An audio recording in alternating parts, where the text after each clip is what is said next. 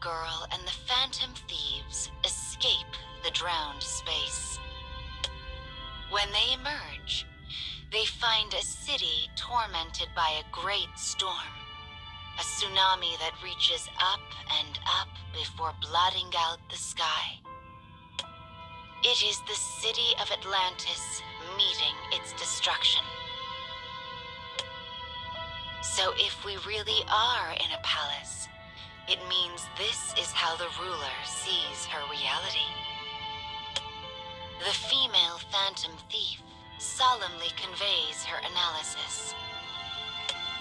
Yet this city is as far from the calm depths of the aquarium as one could imagine. It is nothing short of total calamity.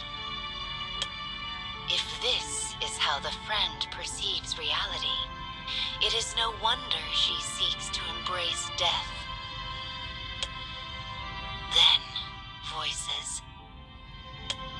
The trio looks down and sees a great number of merfolk scattered on the ground throughout the city. They are calm, placid, almost as if welcoming the oncoming wave. The girl screams out, imploring them to seek shelter. But the merfolk turn to her with spite and resignation in their eyes. You can never know our pain. Not everyone can be like you. What good can come of living in such a world? The voices censure the girl while belittling themselves. If they must destroy the entire world to escape their pain, that is what they will do. Yet the girl continues to plea. She begs them to choose life. The phantom thieves join in her cries, but the merfolk ignore them all. Their screams reach only empty air. The girl cannot change their despair. She cannot fix their sadness.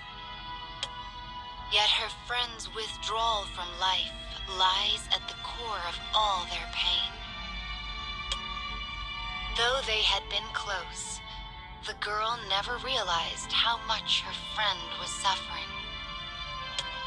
She had seen only a small part of her heart. She knew only a small number of the many masks she wore. We were so close. And yet, I had no idea. As sadness ripples across her features, the female phantom thief turns to her. I felt the same once, you know. I never tried to understand how my sister really felt. The woman places a hand on the grieving girl's shoulder, slowly lifting her back to her feet.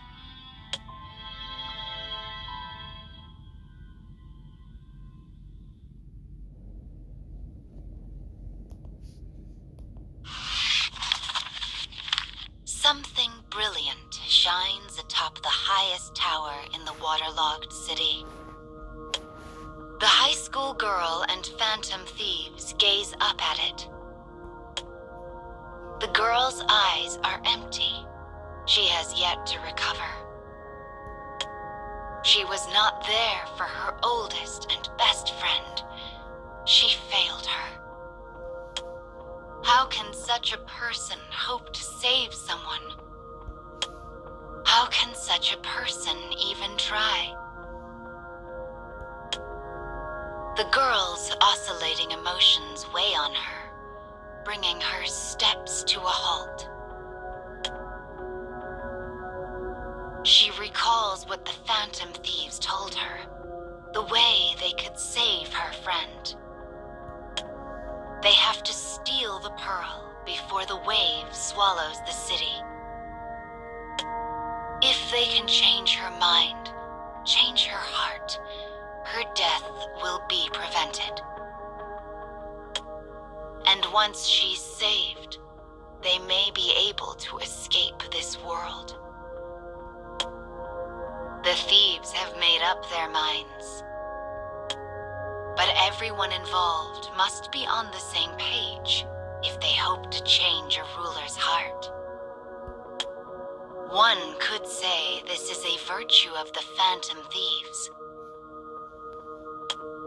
And yet, the girl is unable to shake her hesitation. Is it okay to change someone's heart? Do I have such a right? Sensing her doubt, the male Phantom Thief turns to her. You should do what you think is right.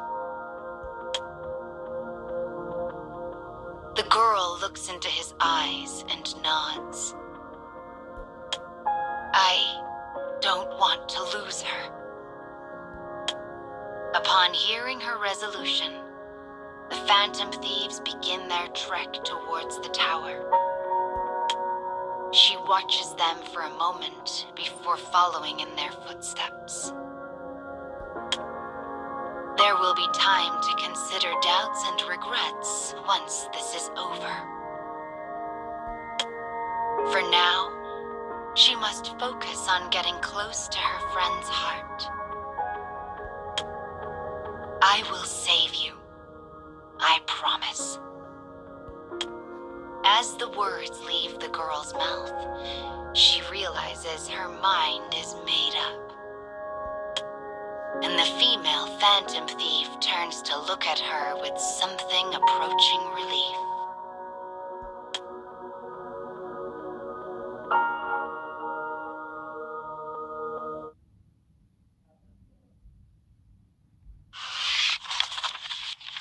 The high school girl and the Phantom Thieves make their way to the pinnacle of the tower, the highest point in the city. Whipping gales and flashing lightning impede their progress at every turn. The girl's friend screams, warning them to keep away. My only option is to die. Her pain is a divine voice that booms throughout the city.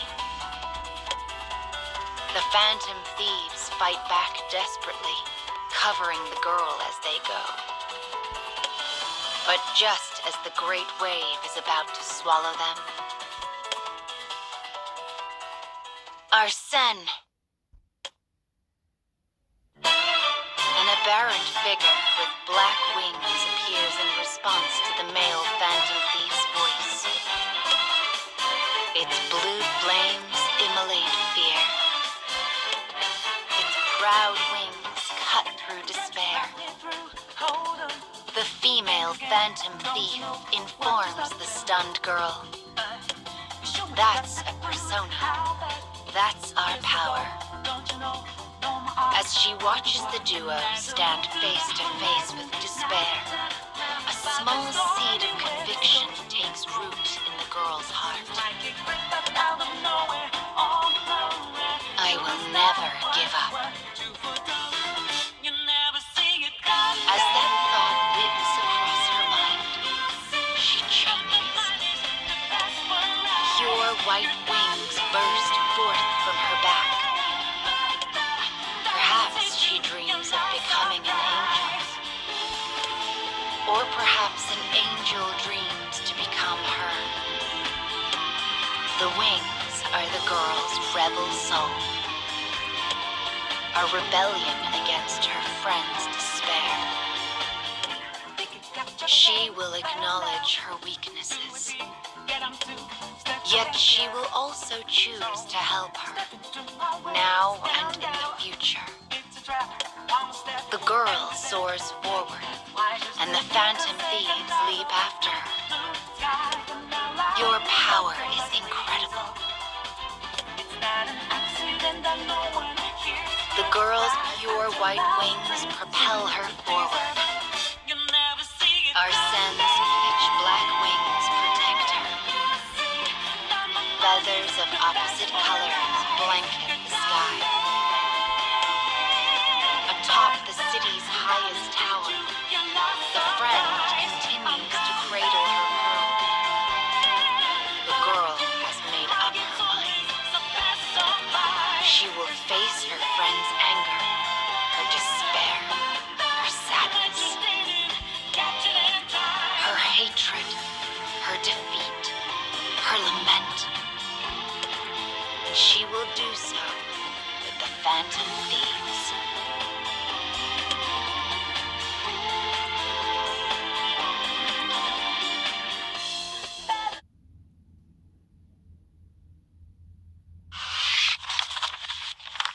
The battle against the ruler of this space ends in victory for the high school girl and Phantom Thieves.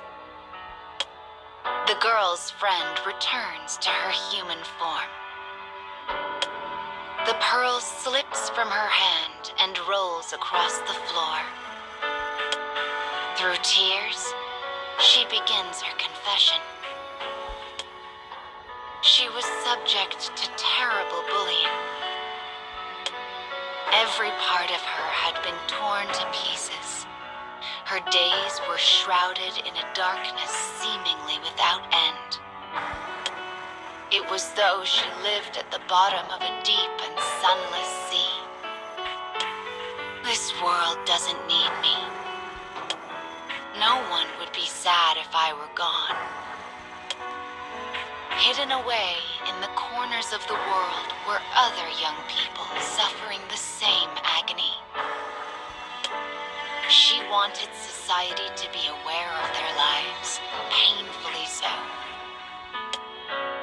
In her pain, she somehow managed to find the high school girl, the one who let her in, who saved her. But the girl was brilliant as the sun, and the friend was jealous. Her happiness was terrifying. The friend thought herself a burden, and so she pushed the other girl away. When the girl hears this, she says 5 words.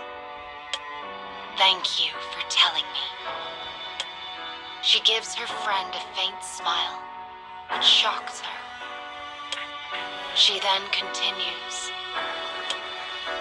"The world may not need you, but I do. The world may not treasure you, but I do. Though you try to distance yourself, you remain precious to me. You may come to hate me, but I will never hate you. I know we haven't spent much time together lately, but the time we did have is the finest I have ever known." The girl speaks a desperate truth, one completely free of artifice. As the friend listens, tears begin to spill from her eyes. The female Phantom Thief smiles. It seems she was of some use after all. The male Phantom Thief nods and takes the pearl in hand. "This is ours now." The pearl shines brightly, illuminating the entirety of the waterlogged city. Its brilliance grows so bright, it is like this world's very own sun. The warm light chases away the blanketing thunderclouds, vaporizing the great wave that once threatened all. Pure white vapor gently envelops the city. The thieves do not understand why they have been brought to this palace-like place. But seeing the girl reunited with her friend brings them a sense of accomplishment. It is a satisfying feeling. The Phantom Thieves nod to one another. Their time in this place is at an end. The male phantom thief speaks then, his voice soft as he stares at the newly created sun. We don't need this anymore. The girl and her friend look at each other and say in unison, "We've found our light already." The group bursts out laughing. Leaving the man's hand, the sun rises into the sky. The light of hope fills the world. As the phantom thieves of hearts begin to vanish in that bright light, the girl turns to them. "My name is Hina Akagi. What are your names?" Their silhouettes grow hazy in the light. The girl squints, trying to hear the faint voices that emerge from it. "Queen and Joker? Aliases, huh? I guess you are thieves after all." The fading silhouettes speak again. "Those are your real names? They're wonderful."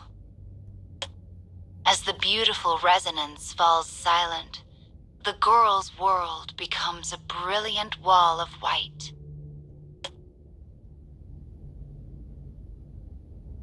She has returned to her own world, to Shibuya. The omnipresent television screens issue a heartening report. The Suicide Club has disbanded, its ringleader having turned herself in. Not a single person was harmed. The girl crosses the busy intersection. She has completely forgotten about her venture into the strange world and about meeting the phantom thieves. Yet, she has a faint recollection that someone helped her. And she remembers one piece of advice. You should do what you think is right. So long as she continues down the path she believes to be true, she will find light within the pain. No matter what. With confident steps, she forges ahead.